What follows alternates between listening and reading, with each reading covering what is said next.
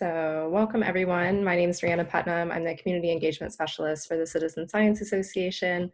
I'm joined today by Leah Shanley and Allison Parker and others who will be talking today. Leah and Allison will be helping moderate. I have a few notes about CSA and some housekeeping things about Zoom, and then I'll turn it over to our moderators in just a few minutes. So for those of you that are new to the CSA or unfamiliar, we are we're an association that connects people from a wide range of disciplines around a shared purpose of advancing knowledge and through research and monitoring done by, for, and with members of the public. This work takes place in almost every discipline and requires a wide range of skills. Our efforts are concentrated into a biennial conference. Our next one is in May 2021 in Phoenix, Arizona. We have a peer-reviewed journal, Citizen Science Theory and Practice, that does special issues like the one on policy that we'll be talking about today. And we also have a number of member services, such as our working groups, online networking opportunities, and webinars like these. Our membership represents the multidisciplinary and multidimensional nature of the field and includes project leaders, researchers, educators, and more. Our membership dues support our mission and activities, and we encourage you to join or renew. One of the things that we encourage members to do is to get involved with the CSA. Getting involved with our working groups is a great way to make connections, grow as a leader in the field, and help support the association. Our working groups are one of the key ways that we work to advance the goals of the CSA through the sharing of resources, best practices, and relevant information, both among group members and also to the broader citizen science community. We have 9 working groups that explore cross-cutting issues like ethics, data and metadata, law and policy, of course, evaluation, and more. The Law and Policy Working Group that has been coordinating this webinar series has some meetings coming up, and more information about the webinar series on their website. I'll link to this in the chat shortly, but you can find out more about the Law and Policy Working Group on our website. This webinar will be recorded and uploaded to a YouTube playlist where we archive past webinars on topics such as research ethics, privacy, consent, and more. I'll also be sharing the recording via email, so you'll get that early next week. We have several webinars coming up from a couple different working groups. We have one at the end of March that I think Leo will be telling you a little bit more about citizen science, community engagement, and the UN Sustainable Development Goals. Another one on March 31st about norms and data ethics for citizen science, and one on April 10th on ethics and biodiversity research. Both of those are with our ethics working group. And then we'll be coming back at the end of April to talk more about the special issue today that we're talking about today. Though this webinar was free to register, we still encourage you to make a donation of any amount if you're in a position to pitch in. We believe that community-supported webinars, particularly those from our working groups and led by volunteers, shouldn't be paywalled. So if you find value from this learning opportunity and have the means, you can head on over to our donation page and make a donation of any amount. I'll put that link in the chat, or you can also text webinar to the number on the screen to be linked to that page. Lastly, we do have everybody in listen-only mode today to keep background noise to a minimum, but we do want to get to know more about you. I encourage you to head on over to the chat now to introduce yourself to everyone on the call. If you do go over there, be sure to set it to all panelists and attendees so everybody can see your response. The chat is also where we're going to be fielding questions, and so if you have any questions for presenters during the talk or during the Q&A at the end, you can use the chat to post your questions there. And with that, I'll turn it over to Leah Shanley to introduce the rest of the panelists. Leah is a senior fellow at the Nelson Institute at the University of Wisconsin-Madison. She's also a member of the steering committee for our Law and Policy Working Group and has been coordinating this webinar series. So thank you to Leah for all of that, and welcome to the webinar. Thanks, everyone.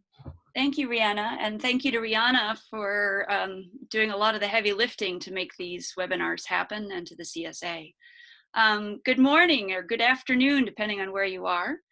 Citizen science and crowdsourcing, as we all know, enable the public to make meaningful contributions to scientific and engineering research and monitoring, but it also can produce accurate data and information to inform a wide range of management and public policy issues while encouraging civic partnerships with government at all levels, through local scale activities, as demonstrated through the drinking water quality monitoring in Flint, Michigan, through national and supranational scale activities as revealed in the National Telecommunications and Information Administration's National Broadband Map, and through local to global scale activities, including the inclusion of participatory monitoring and management in international biodiversity assessments. Conversely, the impact of citizen science and public policy or on public policy can often be constrained by the legal, policy, and institutional barriers, which considered issues such as privacy, liability, physical and intellectual property, data quality assurance, etc. So it's for that reason that myself and my co-editors put forth a special issue call for papers looking at citizen science and public policy. And we're very excited today to reveal and share some of those insights with the authors of some of those papers. This will be the first webinar in perhaps a couple featuring some of the authors from this special issue. So with that, I happily hand it over to one of my co-editors, Allison Parker, who's a senior program associate at the Woodrow Wilson Center in Washington, D.C., and one of the co-editors of the special issue. Allison? Thanks, Leah. Great. We are really excited about this webinar today. I personally am very excited to hear from these authors and hear more about these papers. So as we already mentioned, each author will have about 15 minutes to present their work, and then we'll move to a group discussion. So we'll save questions until both authors have had a chance to speak, and we'll do sort of a group discussion at that point. But please feel free to use the chat box in the meantime to ask any questions, and then we'll go from there after the presentations. We will probably go till about 15 past the hour, so please feel free to jump off whenever you need to move on to your next meeting or to your weekend in Europe. But please continue to add your questions to the chat box in the meantime. So, and we'll also be putting in the chat box some links to some of the papers and other materials that we are mentioning throughout the presentation, and some of our contact information so that we can follow up. All right, so first we're going to hear from Claudia Goebel about how citizen science does governance and reflections from the DTOS project. Claudia is a research associate at the Institute of Higher Education Research at the University of Halle-Wittenberg and a guest researcher at the Museum for Naturkunde in Berlin. So really excited to hear from you, Claudia. Thank you very much, Alison, for the introduction and also for having me in this webinar. I think this is really great opportunity to talk about our papers and have the chance to also discuss them. So now let me see if I get the screen share here. I would like to talk to you this morning about a heuristic of citizen science and governance as a tool for reflection and action. So this is how, this is basically what is in the paper. And I thought, in case, clicking, let's see how the clicking works. Yes, okay. Just to give you the message in a nutshell, I will present 4 modes of governance of citizen science. That is, citizen science can act as deliver information for policy making, be an object of research policy. Citizen science can also be an instrument for policy or considered as a mode of socio-technical governance. And if we distinguish these 4 modes of governance, I would argue that this can help us to reflect on and do better communication in our citizen science projects, to do policy engagement work, also to do and conceptualize evaluation frameworks, and to build standards and infrastructures. So now let me go a little bit more into detail for these points. The paper that we wrote builds on the project Doing It Together Science, in short, DTOS, that had, I think, 12 partner organizations from 10 countries across Europe. UCL London, Mookie Hackley coordinated the project, and you can see the whole team. Here.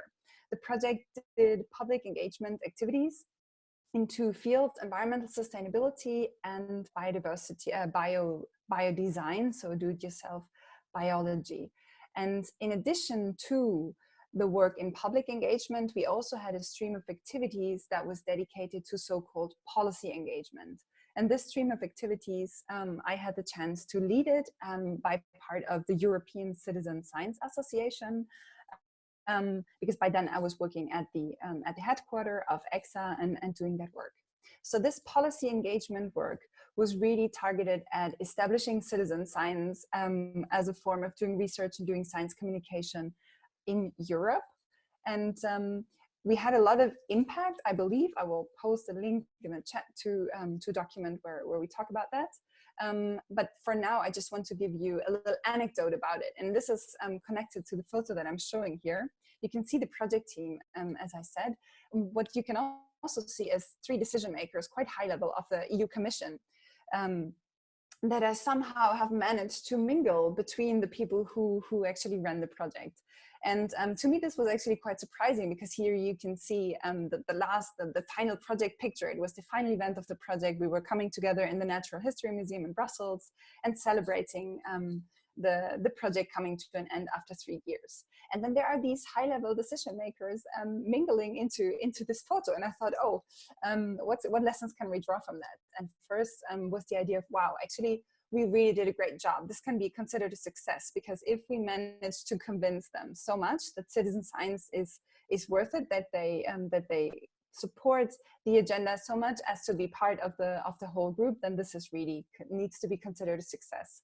But then talking to some colleagues, and then secondly, I thought maybe it's also just a failure. You know, it's just the opposite of making us aware that if we actually had something really revolutionary and we're making the claim that citizen science is challenging how we produce knowledge and how this can impact policy, then would it be so easy to convince them? Or why are they actually so much buying into this agenda? Have we been an instrument and they could make the cause? So were we actually not successful at all in advancing the agendas of the people who do citizen science in Europe?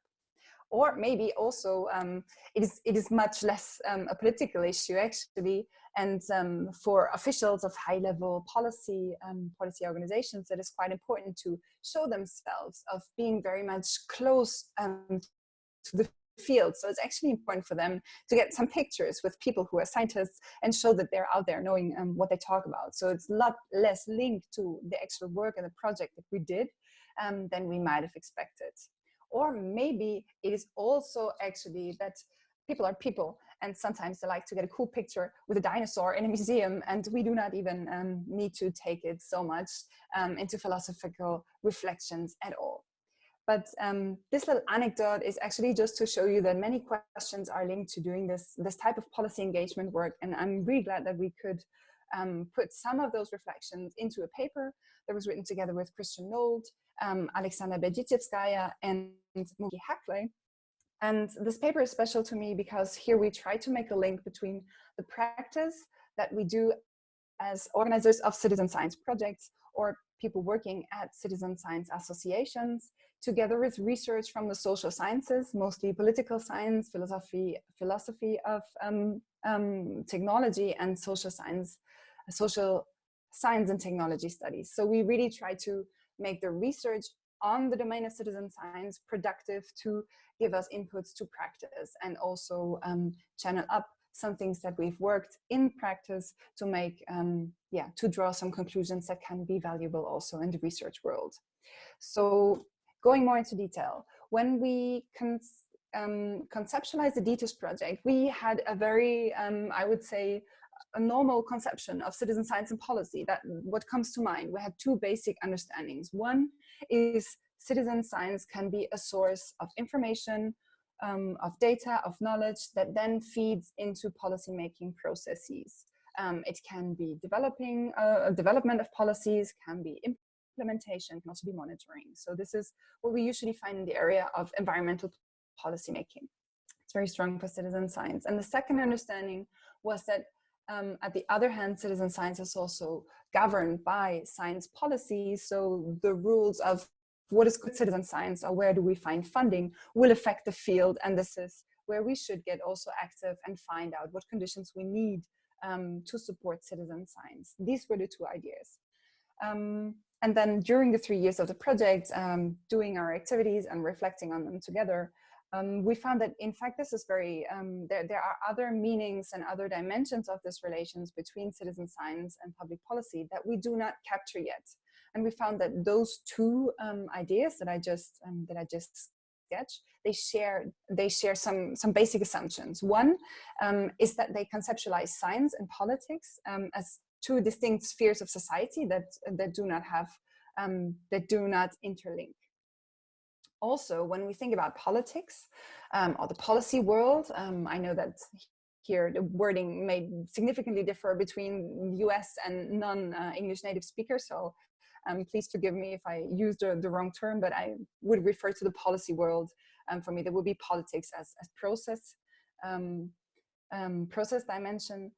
So when we think about this, then we think about scientific, formal political institutions and politicians as the main actors. So they are the ones who do politics. And we would also consider the policymaking process as maybe a cycle, but still it's a linear process that is determined by those politicians. And if citizen science wants to link to it, it can only feed into this process. So through the work in the DETOS project, we find that it's actually much more complicated. And to understand this better and conceptualize this, we use this term governance that gives us a little bit more flexibility. And here I put the definition of governance as institutionalized modes of social coordination to produce and implement collectively binding rules or to provide collective goods. So in fact, this understanding of governance is a much broader term to look at how we can shape how we live together and how we work together in a society. Yeah, and with such a broader picture, we can enrich this idea that we had of when we were talking about policy. There were many other things that we were also meaning that did not fit into this term of policy, but now we can refer to this through this term of governance. We do not have to understand science and politics as two separate spheres anymore. Actually, we can see now that they can be mutually dependent, shaping each other. And also we can understand that in fact, science and governance, there are two different types of activities that can also overlap. We will also see how beyond formal political institutions and politicians, we also look at other actors, such as civil society organization or businesses, or even we can extend our understanding of actors further to also see how technologies and standards have functions that are very much like those of regulations. And we will understand political processes not as unidirectional, but as multidirectional. Through such an understanding, we can then make a heuristic of 4 types of relations between citizen science and governance. One is that citizen science feeds into governance. The second one is that citizen science is also affected by governance. It can form part of governance, and citizen science itself will exercise governance. And I brought some examples from the project just to go into that a little more. The first governance relation treats citizen science as information for policymaking. And this was the very first one that I mentioned, and I think it's also the best known one. So I do not want to stay with it for long, just to say that the basic idea here is that we have outputs of citizen science that are somehow channeled as inputs into policymaking. And in order to do so, usually they go through science. So it is in fact science feeding into policy. And those elements that what I list below is the key elements that we have identified for this governance mode. And in this case, we would say it is data, knowledge, and standards. And here is where we would find, if you contest this mode of governance in practice, you would find the contestations here. So if you want to say that citizen science is not legitimate to provide information for policymaking, what is done is that the quality of data is questioned, or is questioned, is this really scientific knowledge? What about the methodologies? And how do the standards look like? Are they maybe biased? The second mode of governance treats citizen science as an object of research policy. And here we look at science policy and see citizen science as part of science that is going to be regulated. Here in this sphere is where we also find this work that I mentioned that we were doing in the DTOS project, which we called policy engagement. In fact, what we meant by this is doing advocacy work for making the case that citizen science is a legitimate approach of how you can do research and accompanying science communication. And this advocacy work also worked a lot through doing brokerage. That means we did not only persuade politicians to like citizen science and be convinced that this is a good idea, but in fact we did this by making information available and by creating encounters between decision makers and citizen science practitioners. And these were the instruments we used for this work. We created policy briefs that were distilling information and making it available. Also discovery trips that took on board literally of a bus decision makers, bringing them out to the field to have interactions and conversations with people who do citizen science, but in a different environment, so they could be much closer to what actually happens in the field. And also roundtable discussions where we had representatives of different citizen science communities to make their cases and say what they actually need in order to extend their practices. So all of this work was done to convince, but also to shape the conditions by which in the future citizen science would be regulated, so the science policy that would be made. And here, as main elements that would also be the main points of contestations, we find stakeholders, policymakers, and policy event.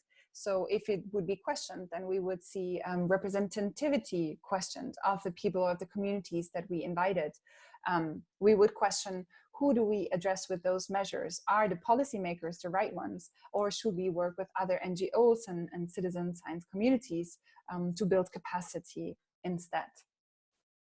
The third dimension considers citizen science as a policy instrument. It is very much linked to what I have mentioned, the one that I have just mentioned before, but it goes a lot further, considering citizen science as parts of other policy agendas that are used to regulate something else than citizen science. And in this case, it would be citizen science as a tool for managing science-society relations.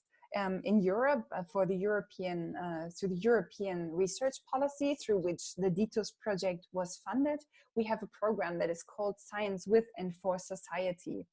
And this is what we analyzed. In this paper, you can find it there. And we saw that the question was, how is citizen science understood here? And we found quite a neoliberal framing that sees the citizen as a resource that needs to be mobilized for a sharing economy in which still there are untapped potential of making people gather and analyze data. We also found hints to a belief in democracy and a way that if we do citizen science, then this would increase the trust in science. And there are also other concepts of responsible research and innovation or open science and how you can do citizen science to advance those agendas. So for this level, if you want to find out more about it, you would look at political programs, funding calls, or proposals. And here it is important to see right, that like this dimension really goes to the fact of, if you do a project, that means you accept funding. That means you also need to address for yourself the question of, what are you an instrument for, and how do you mediate this role? How much freedom is there once you get funding to also adapt what you're doing? So it will never be a complete determination. Also because we're doing research and this can only be regulated to a certain extent. But still there are some agendas that are transported in these activities that we're doing. And the fourth governance mode is considering citizen science as socio-technical governance. And this means really to look at direct action that is done when we use technology. So here we look at activities in which we produce physical objects or technical prototypes, for example, and look how they do change the world. And this is change impacted without passing through formal political channels, but it happens through people coming together and building things. And in the DTOS project, we had several workshops that were exploring this. They were bringing artists and designers together to build prototypes, for example, on urban mobility. And here, it was really important to explore how technologies could look like, and by this creating, for example, new metrics and new ways of understanding and then of regulating some issues. And this happened at a completely different level than those other modes of governance. And here the elements would be public problems, prototypes which are built, and the participants, which were usually then could be found at a local level of governance, and they were affected members of the public who would then get involved in working on the issues. So rounding up, this is again the heuristic in which we summarize the 4 types. You can also find this in a paper. Just to say quickly on the status of this heuristic, those 4 modes of governance, they are analytical distinctions. So you will not find them in practice. We understand them as ideal types. And what you would find in practice is that they are overlapping because different people, both inside the project, but also outside the project, will see different modes of governance in what you actually do. So this is going to be overlapping. And we believe that that those governance types are relevant beyond the experiences that we had in the DTOS project. That's why we put them out for discussions. They should be considered, but they are non-conclusive. So it is a step in the work of progress, and they can be extended and refined. And by this, I come to say how those modes of governance can be a tool for reflection, because they extend the concepts that we have and we use to describe how citizen science works. By this, we also make space for multiple forms of doing citizen science. We can use them to analyze successes and tensions in a project by looking at those different agendas, how they may link to each other, but how they also may clash. And we open our understanding for the roles of technologies in how we create knowledge. And by doing this, like we did it in a DTOS project, in that project, we really could improve the communication of what the project was about. That was very much by looking at how type 1 and type 2 were actually intermingled and people got us wrong, so we could adapt that.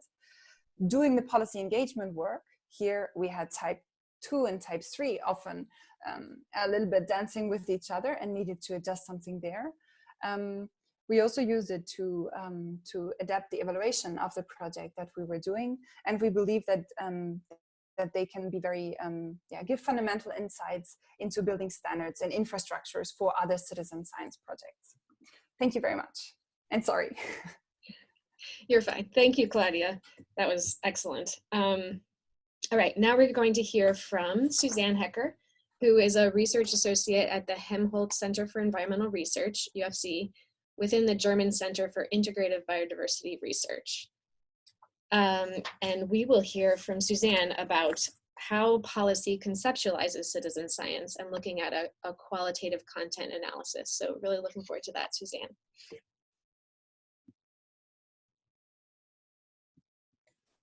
Thank you so much, Alison and Leah, for having me in this webinar. Let me just set up the screen. While you're doing that, I'll remind everyone that you can continue to add any questions or discussion comments to the chat box during the presentations as well as after. And you'll see a bunch of links there already for how to access these papers and more. Right, okay, so Alison, can everybody see the slides now? I don't yet. All right, then, sorry. Take your time, we're good.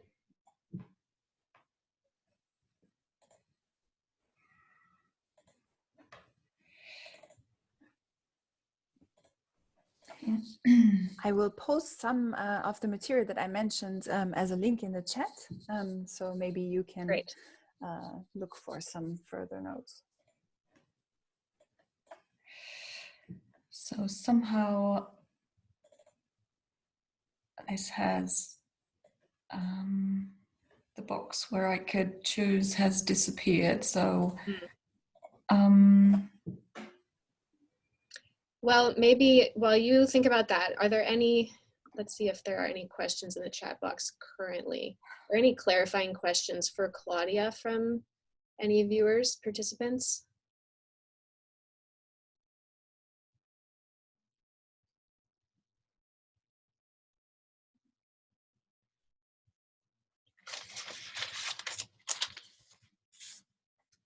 I'm seeing your presentation view right now, Suzanne. We're almost there.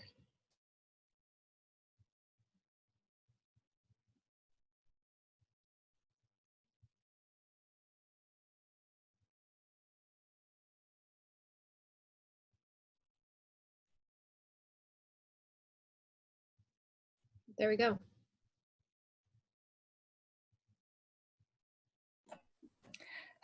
perfect. Thank you, everybody. I just need to check how I click this here now.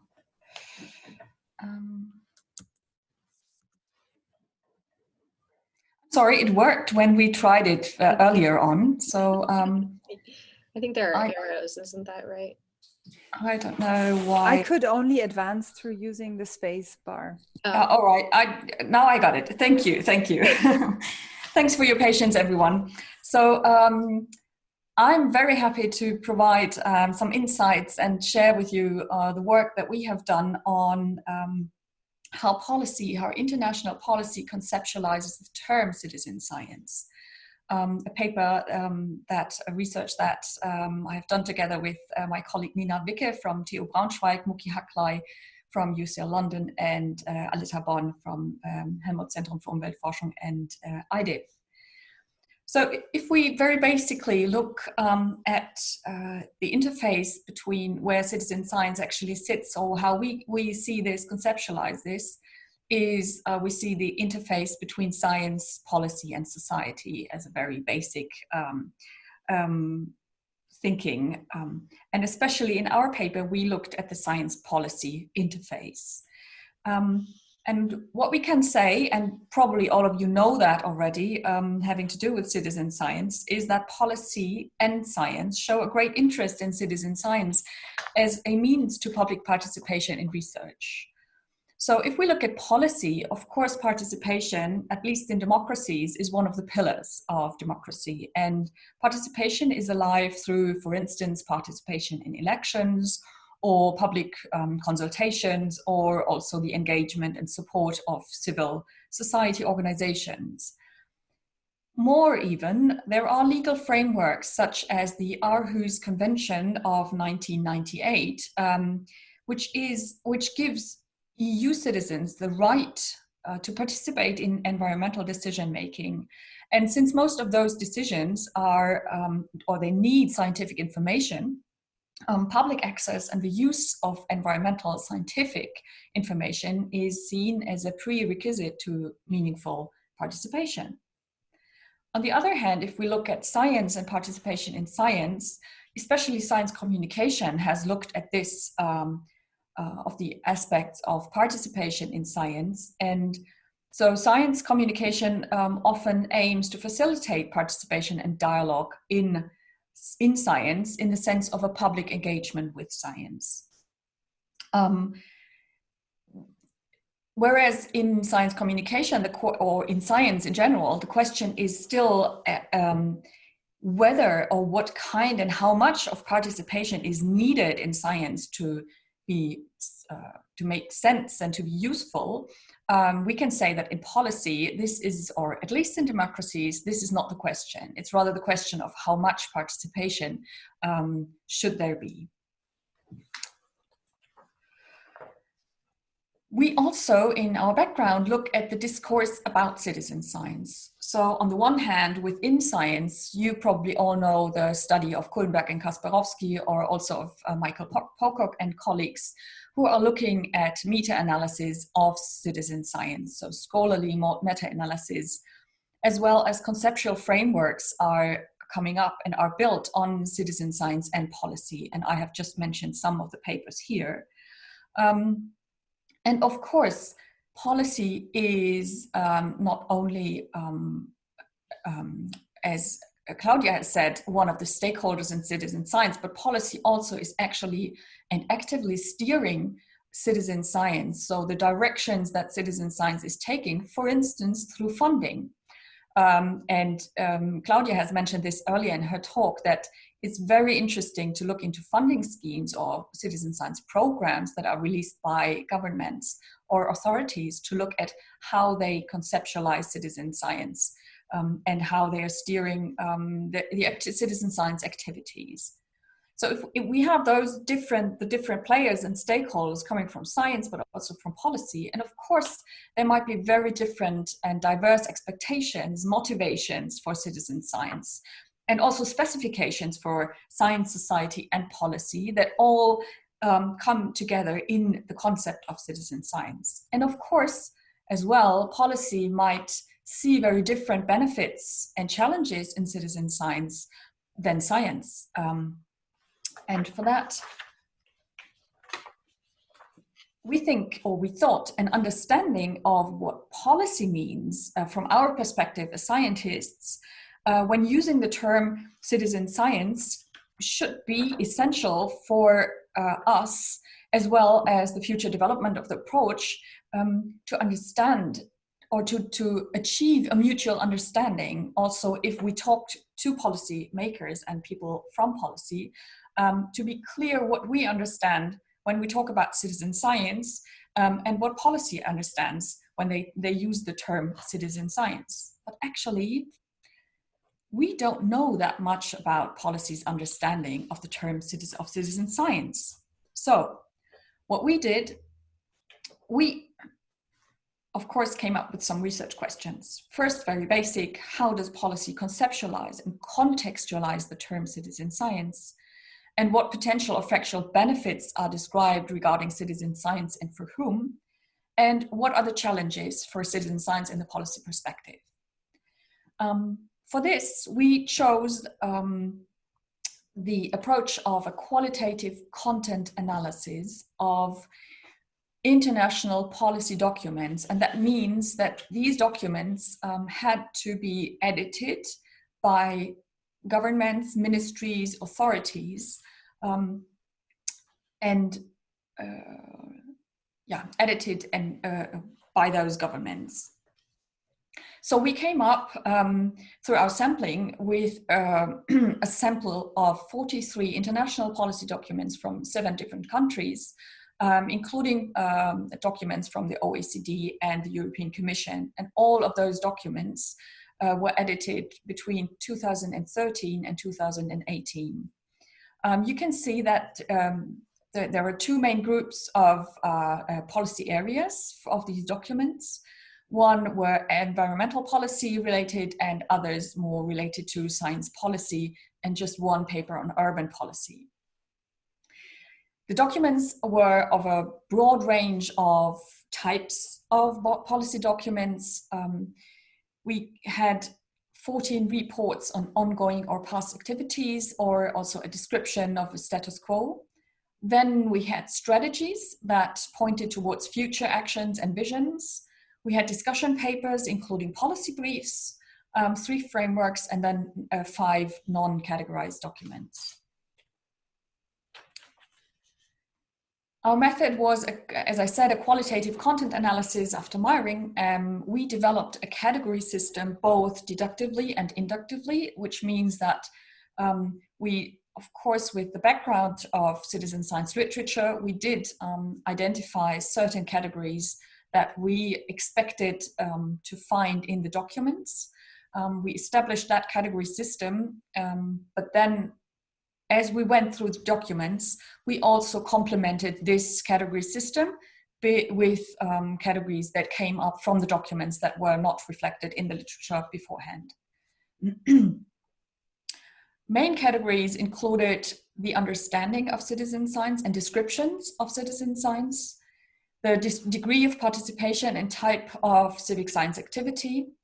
Then we looked for other synonymous terms that were used for citizen science, and also the political context and application areas of citizen science, as well as the benefits, perceived benefits and challenges for citizen science in the policy documents. What we did was we went through all the documents and looked for the term citizen science, and then we coded the paragraphs around where the term appeared. So it could be the paragraph before and after, depending on whether it made sense or not. And we found in all those documents, 43 documents, we found 1,130 mentions of the term citizen science. Again, varying widely. There was one document where citizen science only appeared one time. And there was one document that had the term citizen science 184 times mentioned. Coming to the results. So how does policy actually conceptualize and contextualize the term citizen science? What we found was that in all the documents, there was a great knowledge and uptake of current citizen science concepts. And we could find mostly reference back to the idea of Rick Bonney et al. Of citizen science as being a data collection tool, but we could also find reference to Irvin's approach of citizen science to democratize science. Some documents actually mentioned the authors, others referred back to the general concepts. The documents, almost all documents, embraced a broad understanding of citizen science. So I've just inserted two quotes. For instance, scientists, and one says, citizen science means scientists collaborating in various forms with members of the public, or the engagement of citizens in citizen science activities can take different forms, from crowdsourcing to collaborative and policy. All forms can bring added value to EU policies. So this is what I mean with the term embracing citizen science. The policy documents left it more or less open to the different forms of citizen science. Many documents describe the tasks of participants, which made it very descriptive. And the policy application areas of citizen science that were mentioned in the documents were biodiversity assessment with a great emphasis, then management, biodiversity assessment, management and strategy, then environmental policies, but also environmental health risks management, for instance, pest outbreaks, biosecurity, or air pollution.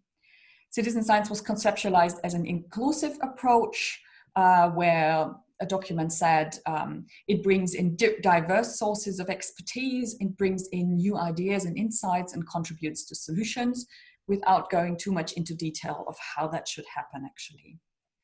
And as well, the policy documents link to the digital technologies as a main driver for citizen science, which is something that is very reflected in the scientific literature as well.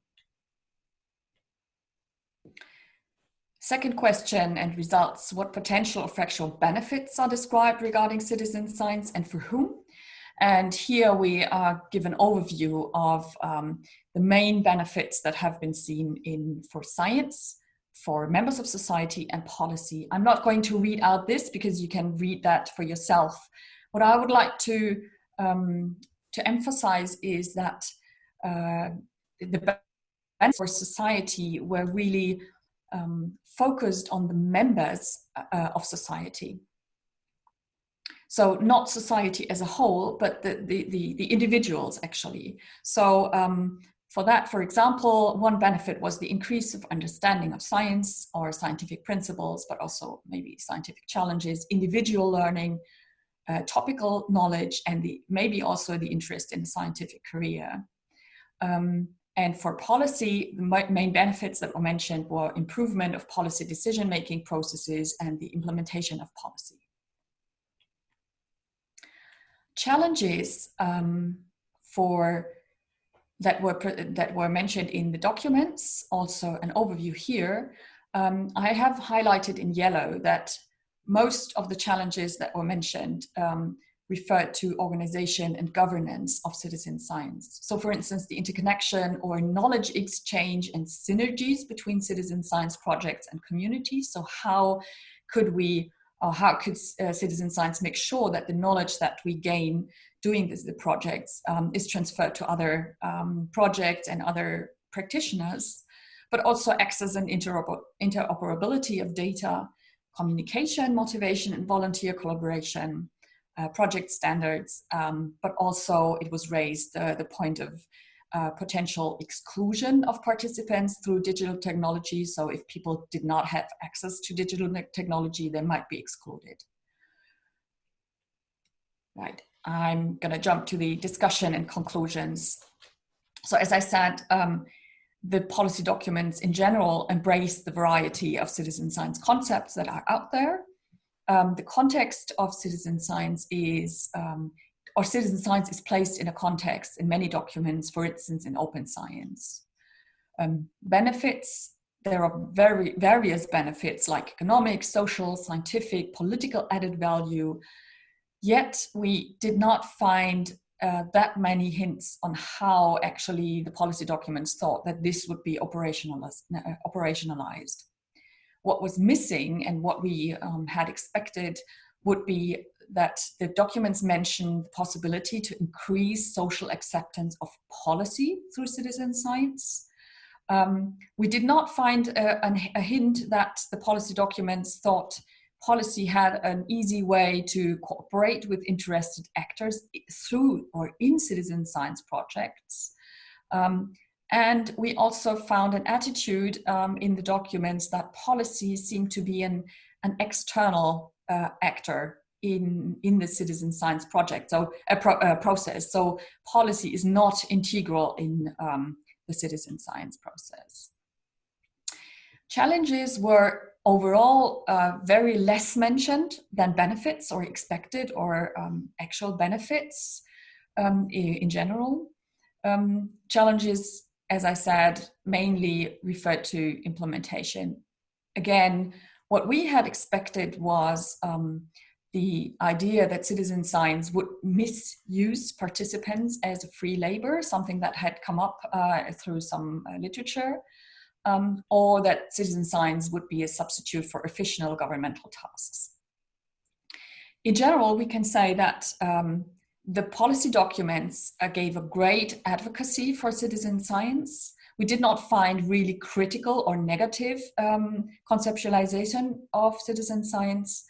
And this made us think that maybe there would be a very high influence of the scientific community. And in fact, we did an analysis on whether scientific actors had a stake in those policy documents. And we found through either authorship or consultancy of the policy documents that a lot of the citizen science actors have been involved in creating those documents, which is great because it shows that we achieve an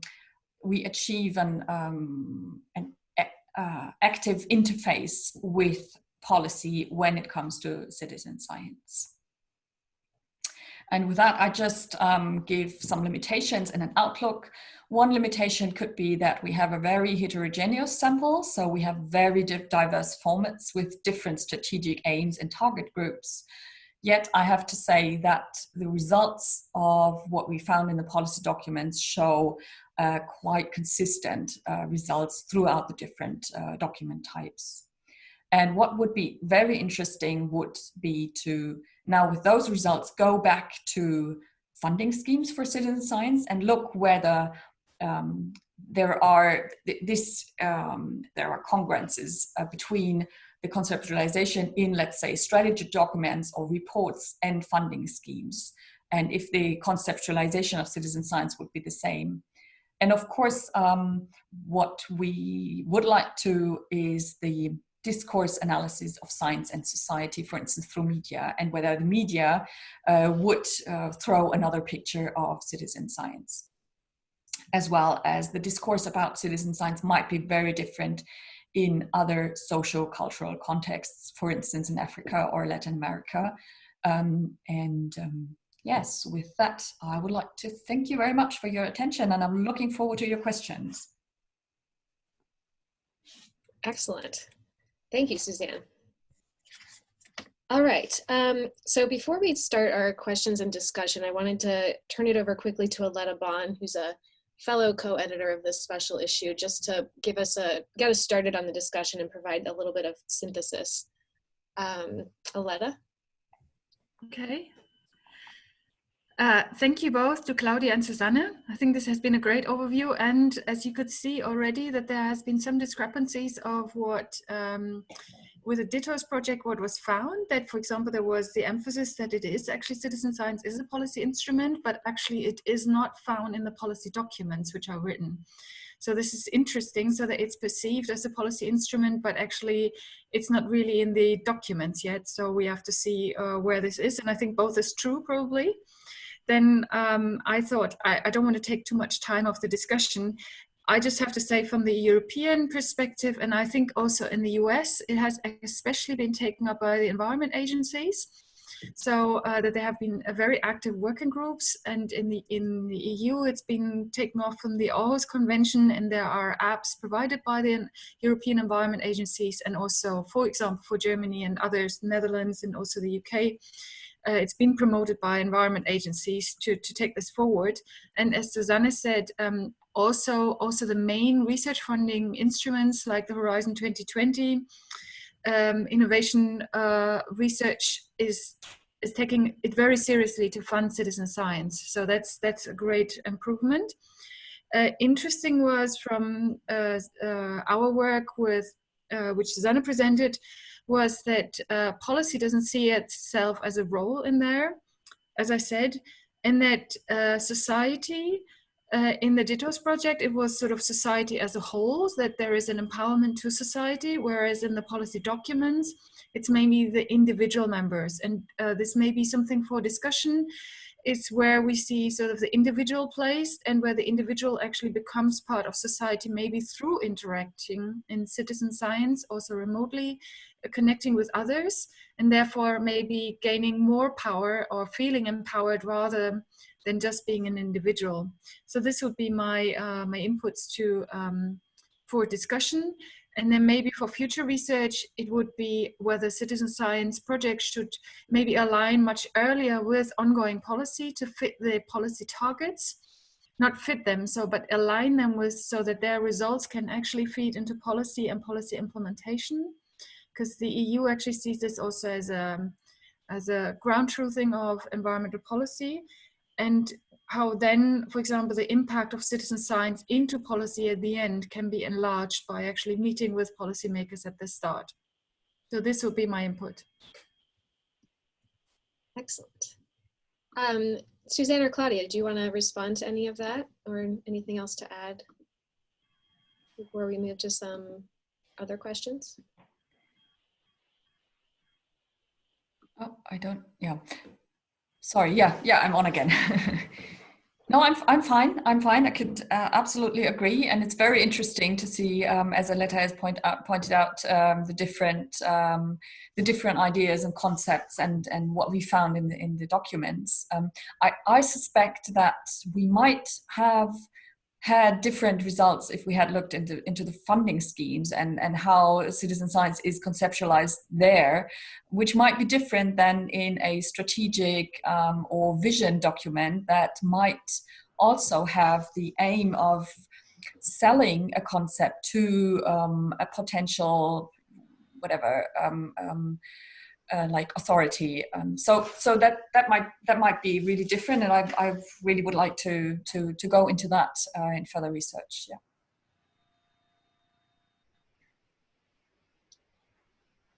Great. So I'm seeing a few questions in the chat. I think I'm going to take this opportunity before we move to some of those to ask one question, because I'm wondering from both of you or anyone else here, whether this research gave you any insights or new ideas about where you think we're headed as a field, like whether we're moving sort of between governance modes, or if we're moving from a particular way of conceptualizing citizen science and policy, yeah, sort of as we progress in the field. Do you have any thoughts on that? Sorry, I had a problem with the microphone. So could you just say just the start of your sentence again, please? Sorry. Any insights about where we're headed as a field in citizen science relevant to both these topics?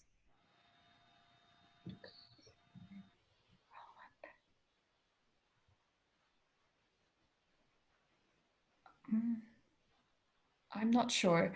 Yeah, okay. Yeah. Sorry. We can think on it. Maybe we'll move to, and I think maybe we'll go to this question that's been raised on the chat, and it's been responded to a little bit, but maybe we should have some verbal discussion as well about the language of the policy documents, and whether the original language makes a difference in the way that citizen science is conceptualized. All right. Yes, thanks for the question. I don't have the actual number right here, but I think it was only 2 documents that were in German.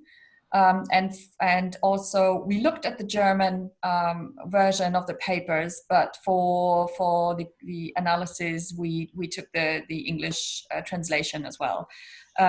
But looking at the German text, this did not make any difference. It did not make any difference. And all the other documents were in English. We did have one document from Japan, but that was written in English already. So, yeah, and others were in English from the start as well. Maybe to follow up on that a little bit, I was really interested in your paper about the identification of citizen science as the term, like as the term of art and the term that you focused on, when we all know that there's a variety of ways to think about citizen science and talk about it in terms of terminology. Do you see differences in that aspect of it across languages, like whether there is one term of art that's consistently used in policy documents? I would say we took the other turn. So we came from the other side. So we said citizen science in itself is becoming a legal term. For instance, if we look at the Holdren paper in the US, or if we look at the Horizon 2020 program and other funding programs, citizen science is used as a legal term already. So we wanted to know what does policy understand when they use this term and not another one like public understanding of science or public participation or crowdsourcing or whatever, which would be a very, very interesting way to approach this, to see what is actually the field of the different terms that are used and in which field do we cover. But we came from, let's say, from the other side and said, okay, we're looking into just that specific term, and what is the maybe the very different understanding of that term in the policy document. So it's kind of the reverse side of things. But you're right. I think that it would be great to have more research on the different terms and the field that citizen science kind of spans with all those related terms. How about you, Claudia? Did the terminology discussion enter into how you thought about the different governance modes? Yes, in fact, it did. It did a lot. So I think this is also depending on those different, either how agendas work together or the tension between them that I mentioned at the very end of how also we how this whole heuristic came about. It came about because we did this engagement work. So we found those policy documents, we took it, invited for a stakeholder roundtable, but then certain communities didn't want to come. And we thought it would be really important to have them as part of this discussion, for example, or certain policy makers were advancing an understanding of citizen science that we thought was very much limited to one sphere of activities, environmental monitoring. This other field that we had in the DTOS project, activities in the field of biodesign that capture very much do-it-yourself biology, but also other making practices, for example, aren't there at all. Or in the same way, if we go much more to the co-creation or to how local knowledge can be involved in making policy, that is not meant when we have an understanding of citizen science referring to data. So knowledge is not relevant, and forms of citizen science activities that would go for knowledge creation and are much more co-created activities using different frameworks. And in terms of terminology, that played a big role because we were putting out a conception of citizen science that was very much meant to be inclusive and open for different people and traditions of participatory research to tie into. And some did. So we observed, we could observe that people who previously had done other forms of responsible research and innovation or open science or do-it-yourself science, they were very happy labeling their activities of also citizen science. They could use both terms, it was not a problem. Some were also saying, no, but this is the citizen science agenda and this is not us. We have spent the last 20 years of establishing our own communities that goes hand in hand with the term. And we will not now subscribe to this new agenda that comes there. And also from some of these groups that mostly, I think in Germany, they were from amateur naturalist associations that are proposing a very much independent research. So they're criticizing citizen science as being done by the institutions and not outside in a civil society space. And they were not willing to link, and they wanted to preserve their own sphere of action, and that was linked to preserving their own terminology as well. Or other DIY communities that were also putting a lot of emphasis on preserving their terms. So you can definitely see that there, and I think this is one of the reasons why we also found it valuable to make that paper, is to make the point that when decision makers speak about citizen science, they have a certain conception, but it's also important of how we, as members of the citizen science community or communities, how we respond to that in a way that does not reinforce a trend to make this smaller and referring only to one type of citizen science activities. Nice, and thanks, Stephanie, for posting the link to the paper. That's obviously very relevant to this discussion. Appreciate it.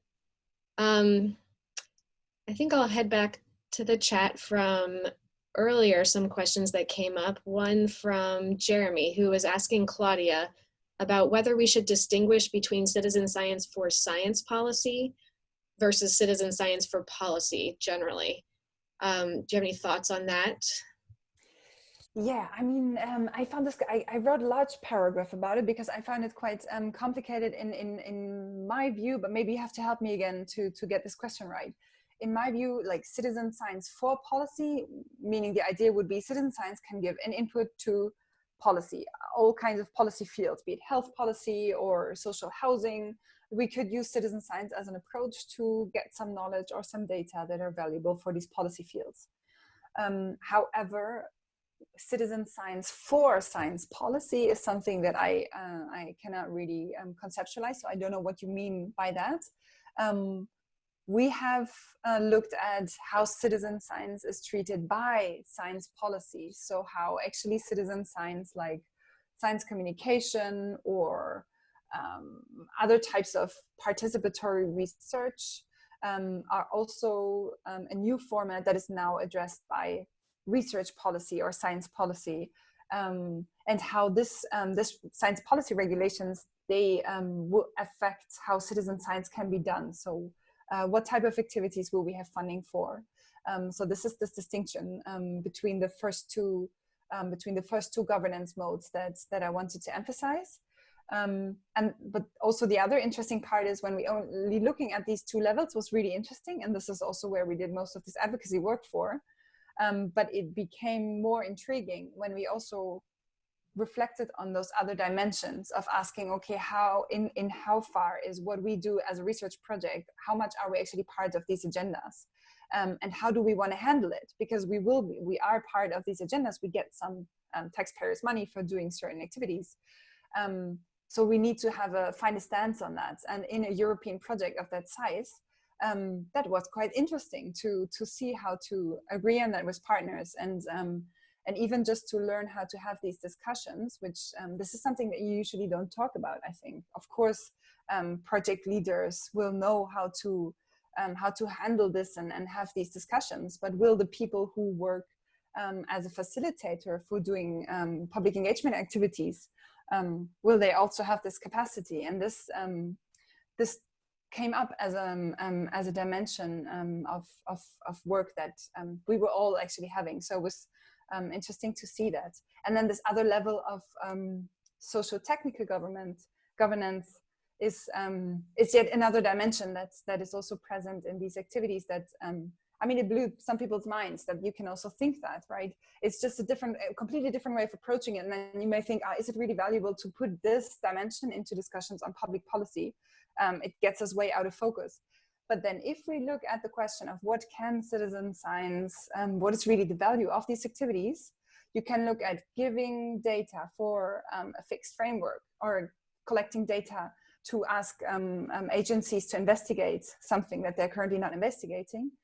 This is really valuable. But then if you can build prototypes that make you understand, or make you make a proposition of what other metrics you can use to understand a phenomenon, or how you can build a different technology to address a mobility issue, there's also a lot of creative potential and innovation potential in there that we felt it is just too important to be left aside. So yeah, that would be the other one. So yeah, I don't know how much it got your point. If not, then please write it again, and then I'll see. Great. So there's a question also from Mendel to Suzanne, but I actually think it could be addressed to both of you, in terms of how the concepts presented are, if they are global or international in nature.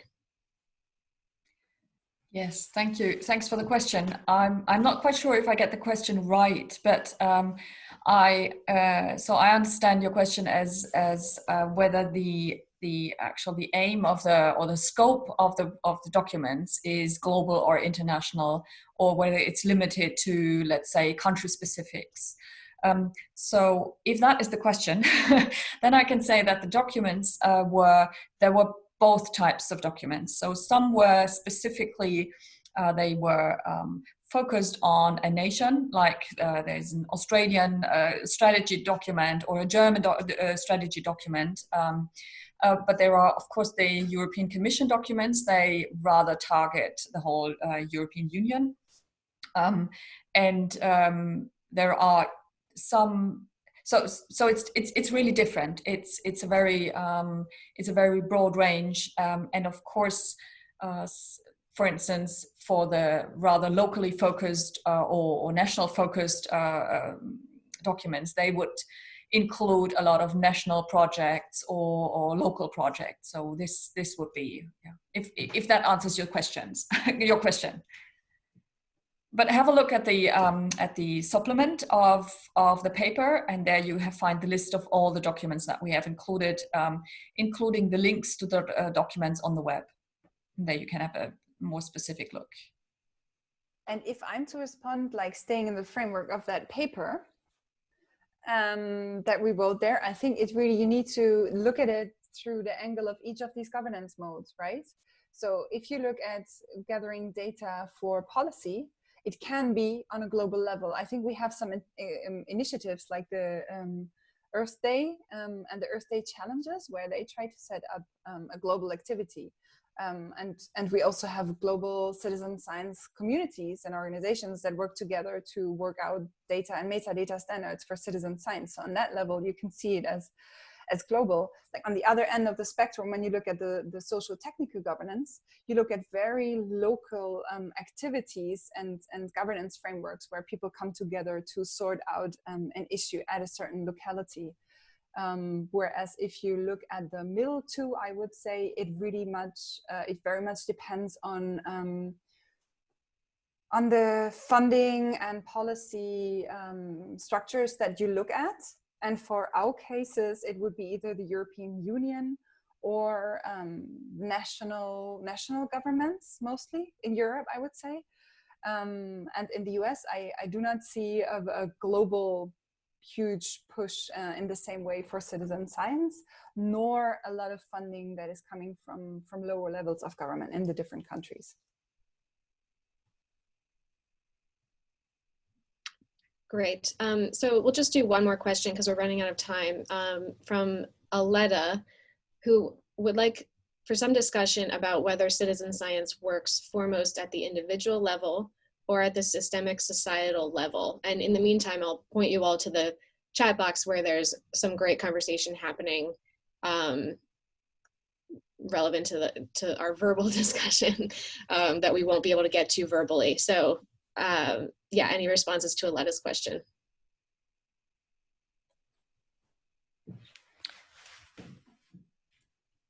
So you mean the individual level, you mean if we look at society, is that right, Aletta? Yeah, okay. So if we look at society, I think that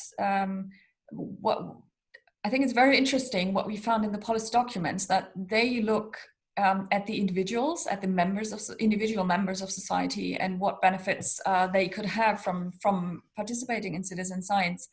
And I think that we have started as researchers to look at what the systemic societal level, the impact could be there. But I think that the impact in my perception has not yet reached the systemic societal level yet, and there might be much more potential, but I think it's rather if we look at the projects, or if we look at a kind of citizen science community level, but it's not really the societal level yet in my perception. But maybe Claudia, you have another impression. I would say that it's a question of framing. So I would look at those documents and see, okay, who is launching what agenda regarding citizen science, and in the analysis of this funding context that DITUS comes from, which is the European science policy. There we can also exactly see what Susanne has said. But I would treat it as that, like in this context, citizen science is taking up as that. So now then, coming back to us as members of a citizen science community, is the question, is this an agenda that we share? Or do we want to put the focus much more on the benefits of the more societal level? And then how to do that? How can we get there? Excellent. Well, I think we're out of time. So thank you both for those questions and further discussion. I'll turn it back to Leah for some final announcements, and then we'll adjourn for the day. Thanks. Great, thank you, Allison, and thank you for all of the fantastic speakers for a wonderful session.